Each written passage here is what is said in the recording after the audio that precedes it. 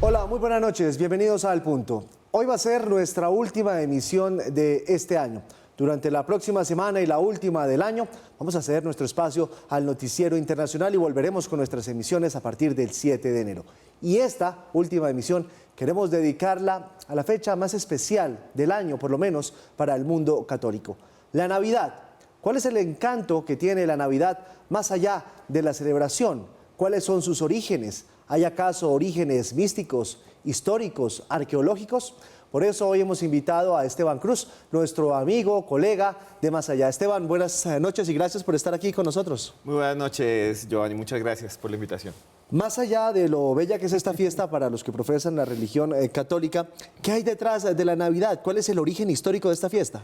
Digamos que las fiestas cristianas en general son fiestas sincréticas. Unen un montón de tradiciones que venían de pueblos que incluso existían antes del cristianismo mismo. Por ejemplo, la Navidad está ligada a un tipo de celebración que se hacía en la antigua Roma. Nuestro idioma, el español, tiene elementos del latín, que era el idioma del Imperio Romano. Asimismo, la Navidad tiene elementos de algo que se llamaban las Saturnalias.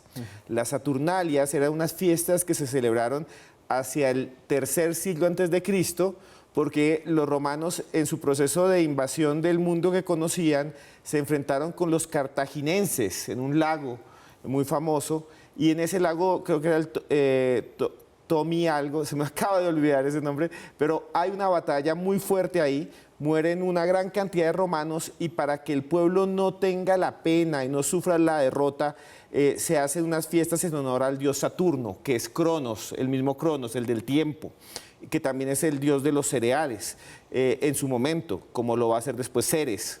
Y entonces hace unas fiestas con bacanales y empiezan a intercambiar regalos. Y de ahí viene nuestro intercambio de regalos, de ese intercambio de regalos que se hacía en la antigua Roma. Luego, con la llegada de Cristo, se van a empezar a celebrar un tipo de fiestas que van a unir las Saturnalias con las Pascuas y con otro tipo de celebraciones de otros pueblos paganos que celebraban el regreso del sol o el inicio de lo que era el solsticio en los diciembres, a final de los años. Y por eso tenemos a final de año la Navidad. No porque haya nacido Cristo exactamente un 24, sino porque tiene que ver con celebraciones de tipo astronómicas. ¿Cuándo se sabe o se presume fue el nacimiento de Cristo? No tenemos un dato completamente de decir, fue un miércoles a las 12 del día. ¿Pero en qué época? Pensamos que fue posterior a la Pascua judía.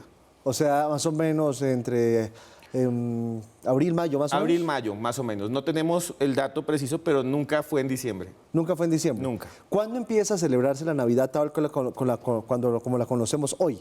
Con Papá Noel, con los regalos, cuando se convierte en una fiesta tan bonita de niños. ¿Cuándo se da esa refinación como tal de esa fiesta? Digamos que la fiesta de Navidad como la conocemos hoy es casi un invento del siglo XIX y XX. Ah, es reciente. Es totalmente reciente. Anteriormente no teníamos unas fiestas como las que tenemos ahora, que están fijadas en los niños, que están alrededor del comercio.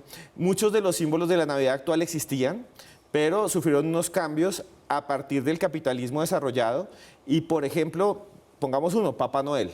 Papá Noel lo vemos rojo, lo vemos con barba, viejito, gordo, buena gente, bonachón, pero ese no era el Papá Noel del siglo XIX. Ah, ¿no? ¿Cómo era? No, en 1931, una compañía de gaseosas mandó a hacer una campaña publicitaria usando a Papá Noel y le pusieron el color rojo, que es el color de la compañía de esas gaseosas. Desde entonces lo vemos rojo y buena gente, pero antes era verde.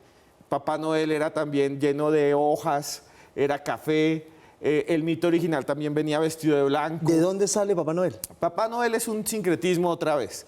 Tenemos un señor que era San Nicolás de Bari, San Nicolás de Bari, que es un santo católico, que fue famoso porque él en el pueblo donde vivía, siendo obispo, vio un señor que era tan pobre que tenía que prostituir a sus hijas.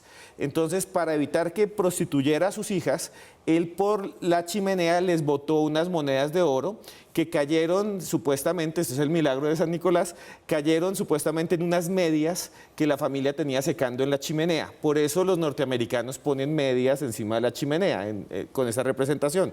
Pero en el norte de Europa, en Noruega, Finlandia y en los países escandinavos, se tenía la idea de un ser que vivía entre los bosques, que también traía regalos y que coincide con el invierno. Entonces, esa imagen se va a sincretizar y va a generar la idea de Papá Noel, que en francés es Papá Navidad, porque en Francia, en francés, Noel es Navidad. Y después se va a usar mucho en Estados Unidos, a donde se comercializa la Navidad. Como Santa Claus. Como Santa Claus. ¿De dónde sale la tradición del arbolito? La tradición del arbolito es otra tradición escandinava. Se cortaban los árboles como una representación, muchos dicen, de las antiguas religiones de los vikingos. En la mitología vikinga, por ejemplo, hay un árbol que es muy famoso, el Yggdrasil, y muchos árboles que se utilizaban como parte de los que sostenían el universo y el mundo.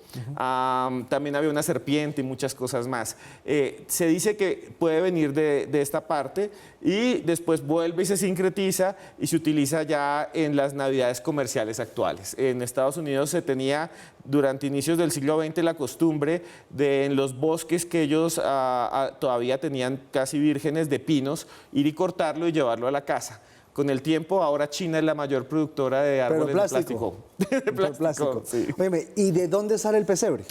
Bueno, el pesebre es una representación, por eso le dicen nacimiento, del nacimiento. En Colombia le decimos pesebre, pero en muchos países le dicen el nacimiento. ¿Es cierto que el pesebre se lo inventaron aquí en Colombia? No, ya hay nacimientos y figuras medievales antes de que vinieran los españoles a América.